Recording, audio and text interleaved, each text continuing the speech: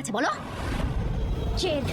ধারাবাহিকের শুরুতে আমরা দেখতে পাই অর্জুন চ্যাটার্জি সুইমিং পুলে গঙ্গাকে নিয়ে যায় এবং গুরুত্ব সহকারে সাঁতার শেখায়। এদিকে গঙ্গা অর্জুনকে বলে, আপনি আমাকে এত কষ্ট করে সাঁতার শেখাচ্ছে, আমি আপনার মান রাখব, কখনো আপনাকে ছোট হতে দেব না। গঙ্গার কথা শুনে অর্জুন বলে, সেটা আমি জানি, তবে এই প্র্যাকটিসটা তোমাকে প্রতিযোগিতায় অংশগ্রহণের প্রথম ধাপে নিয়ে যাবে। তোমাকে মনে রাখতে হবে, অনেক পরিশ্রম করতে হবে, তোমাকে স্ট্যাবলিশড হতে হবে। তুমি কঠোর পরিশ্রম করে মন থেকে যেটা চাইবে সেটাই পাবে। এদিকে গঙ্গা মনে মনে বলে, তাহলে আমি যদি স্যানিটাইজার বাবুকে মন থেকে চাই তাহলে কি পাবো? পরক্ষণে গঙ্গা আবার মনে মনে ভাবে, আমাকে অপমানের কথাটা ভুলে গেলে চলবে না, আগে আমাকে প্র্যাকটিস করে সাঁতার শিখতে হবে, আমাকে অনেক প্র্যাকটিস করতে হবে।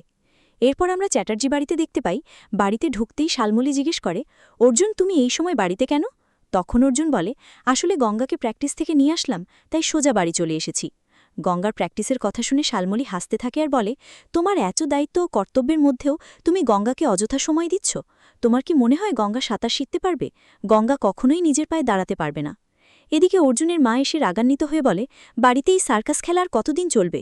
প্রথমে গঙ্গাকে লেখাপড়া শিখিয়ে নিজের পায়ে দাঁড় করানোর জন্য সবাই উঠে পড়ে লাগল, এখন সাঁতার শেখার জন্য ব্যবস্থা করা হচ্ছে। বাড়িটাকে কি সবাই সার্কাস পেয়েছে? গঙ্গার মতো মেয়েরা সবসময় অশিক্ষিতই থেকে যাবে, ওদের পেছনে যত সময় নষ্ট করা হোক না কেন, নিজের পায়ে কোনোদিন দাঁড়াতে পারবে না। মায়ের কথা শুনে অর্জুন বলে, আমি বেশি কিছু করিনি, আমি এটা চাই যাতে গঙ্গা লেখাপড়া করে নিজের পায়ে দাঁড়াবে।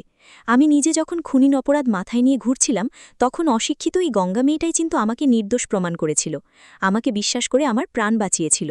আর সেই মেয়েটার জন্য আমি এতটুকু করতে পারবো না? আমি গঙ্গাকে নিজের পায়ে দাঁড় করাবই। পরবর্তীতে অর্জুনের মা আর কিছু না বলে ঘরে চলে যায়। এদিকে গঙ্গা মনে মনে বলে, এই কুটনি দিদি আবার স্যানিটাইজার বাবুর মাথায় চিবিয়ে খাচ্ছে।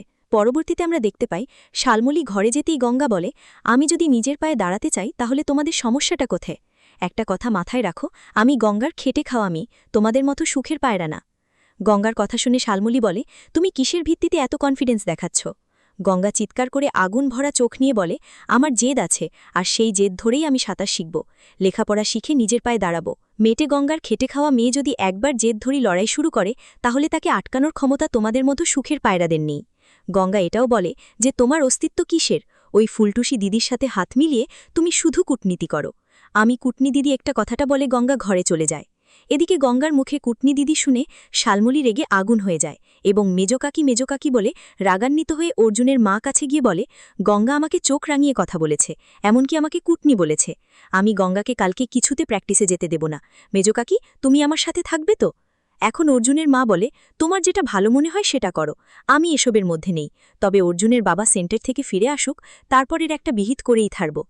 পরের সিনে আমরা পরের দিন সকালে দেখতে পাই, সকাল হতেই অর্জুন গঙ্গাকে বলে, তুমি আজকে একাই প্র্যাকটিসে চলে যাবে, আমি অফিস থেকে ফেরার পথে তোমাকে নিয়ে আসব। কথাটা বলে অর্জুন অফিসে চলে যায়। আর ঠিক সেই মুহূর্তে শালমলি এসে বলে, আমার মাথাটা খুব ধরেছে, তাছাড়া বাড়িতে অনেক কাজ পড়ে আছে, অনেকগুলো বাসন জামাকাপড়। আর এইদিকে মঙ্গল বৃহস্পতি কেউ আসবে না, একা একা পিয়ালি কি সব কাজ করতে পারবে? শালমলির কথা শুনে পিয়ালি গঙ্গাকে বলে, তোর কোনো কাজ করতে হবে না, দাদাভাই বলে গেল তাড়াতাড়ি প্র্যাকটিসে যা, না হলে কিন্তু দাদাভাই অনেক রেগে যাবে। পিয়ালির কথা শুনে গঙ্গা বলে, কিন্তু এত কাজের মধ্যে তোকে রেখে গিয়ে কি করব? কথাটা বলেই গঙ্গা রান্নাঘরে গিয়ে বাসন মাজতে শুরু করে। আর ঠিক সেই সময় ফেলে যাওয়া ফোন নিতে অর্জুন বাড়িতে এসে গঙ্গাকে দেখে বলে, গঙ্গা এখনও প্র্যাকটিসে যায়নি? তখন গঙ্গা বলে, আসলে বাড়িতে এত কাজ পিয়ালি একা একা করতে পারবে না, তাছাড়া আর বৃহস্পতি মঙ্গল দিদি কেউ আজকে কাজে আসবে না। গঙ্গার কথা শুনে অর্জুন বলে, তুমি ইমিডিয়েটলি প্র্যাকটিসে যাও, আমি বাসন মেজে দিচ্ছি। কথাটা বলেই অর্জুন বাসন মাজতে শুরু করে।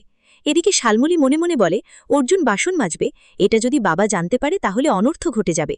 কথাটা ভেবে শালমলি বলে, তুমি ছেড়ে দাও, মঙ্গল এসে সব কাজ করে নেবে। পরক্ষণে অর্জুন বলে, তুমি না বললে মঙ্গল বৃহস্পতি কেউ আসবে না।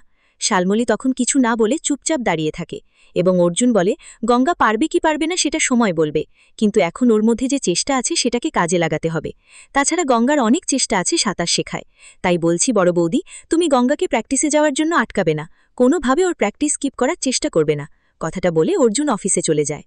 পরবর্তীতে রাগান্বিত হয়ে শালমলি অহনাকে ডেকে বলে, তলে তলে এই চ্যাটার্জি বাড়িতে কি হচ্ছে তুমি তো জানতেই পারছ না। তখন অহনা জিজ্ঞেস করে, কি হয়েছে সেটা বলো। তখন শালমলি বলে, আজকে যখন আমি গঙ্গাকে প্র্যাকটিসে যেতে আটকিয়েছিলাম, তখন অর্জুন নিজে বাসন মাজতে চেয়েছিল। চ্যাটার্জি বাড়ির ছেলেরা, অবশ্য চ্যাটার্জি বাড়ির ছেলেরা নয়, সব ছেলেরাই পিয়ালি আর গঙ্গার মতো মেয়েদের পছন্দ করে, কেননা এরা সব কিছু চুপচাপ মেনে নিতে পারে।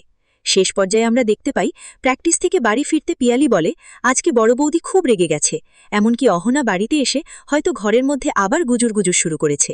পিয়ালির কথা শুনে গঙ্গা বলে ওদের কূটনীতি করা ছাড়া আর কোনো কাজ নেই, ওদের আমি উচিত শিক্ষা দিতে পারতাম, শুধু স্যানিটাইজার বাবু রেগে যাবেন তাই কিছু বলি না। স্যানিটাইজার বাবু আমার জন্য অনেক কিছু করছেন, দেখবি পিয়ালি দিদি, আমি স্যানিটাইজার বাবুর মান রাখব।